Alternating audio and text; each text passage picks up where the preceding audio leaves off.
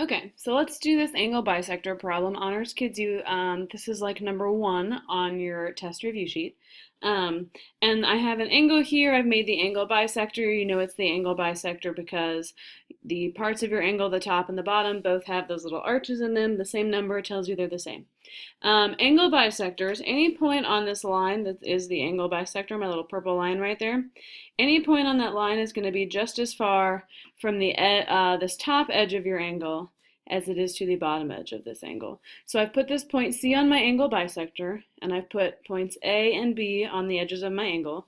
And since C is on the angle bisector, it's going to be just as far from A as it is from B. So whatever AC is, BC is that same distance. So now let's say that I find out that AC is x squared minus 2x. And I find out that down here from B to C is 2x plus 21. Okay, so we're going to make those two things equal because angle bisectors cut things in half and those distances from A to C and B to C have to be the same. So I'm going to have x squared minus 2x equals 2x plus 21. And we have this x squared term right here, which means we're going to have to do some kind of factoring. So you can only factor if this says equals 0 on the right-hand side of your equation, and it doesn't. So we're going to make it say equals 0. So I'm going to subtract the 2x from both sides, and I'm also going to subtract the 21. Okay, so we'll have x squared is going to stay. Negative 2x and negative 2x is negative 4x, so minus 4x.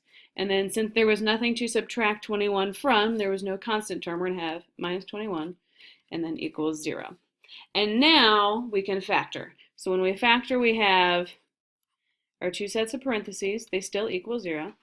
You put, if it's just x squared, there's no number out here in front. You have an x in each one. And then I need numbers that multiply to give me 21. That's an x, like for multiply. And then add to give me, or combine to give me 4. So I'm thinking of 3 and 7, right? 3 times 7 is 21, and you can take a 3 and a 7 and get 4 somehow. So I'm going to put a 3 in one of these parentheses and a 7 in the other one. And whatever this symbol is in the middle of the thing you're factoring, your bigger factor, so in our case 7, is going to take responsibility for that sign. So I'm going to put a negative here with the 7. And since I need to multiply and get a negative number, the only way to do that is to have a negative and a positive. So I'm going to have x plus 3. And then if we wanted to double check, x times x is x squared. Right there, that's good. X times negative 7 is negative 7x.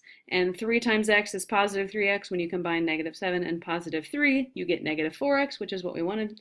And then 3 times negative 7 is negative 21, which is also what we wanted. But this isn't done yet. It doesn't say x equals some number, so we need to make it say that. So since this is multiplication, right, two things with nothing in the middle means multiplication, and you get 0, one of those two numbers, either the x minus 7 or the x plus 3, one of those two things has to be 0. So I'm going to say that either x plus 3 can equal 0, or I'm going to say that x minus 7 can equal 0. And if you solve each one of these, you get x equals negative 3, or x equals 7. And if this problem was not attached to a picture, it was just like, here, factor this, you would have two answers. And we need to make sure, though, since we do have a picture and we're talking about lengths of things, that when we plug these two things back in over here, we don't get a negative number. Okay, so instead of x, so we're going to test each one, instead of x, I'm going to put negative 3, so we would have in the top negative 3 squared, and then minus 2 times negative 3. This would be 9. Oh, I missed my minus sign right there. That's a negative 3.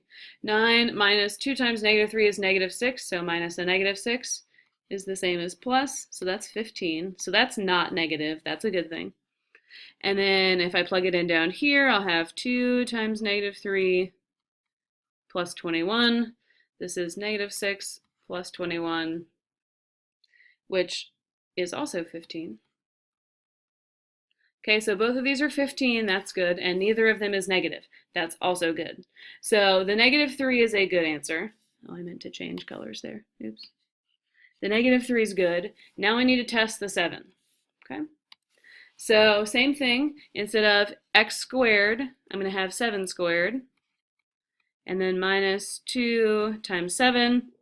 This gives us 49 minus 14, which is definitely a positive number.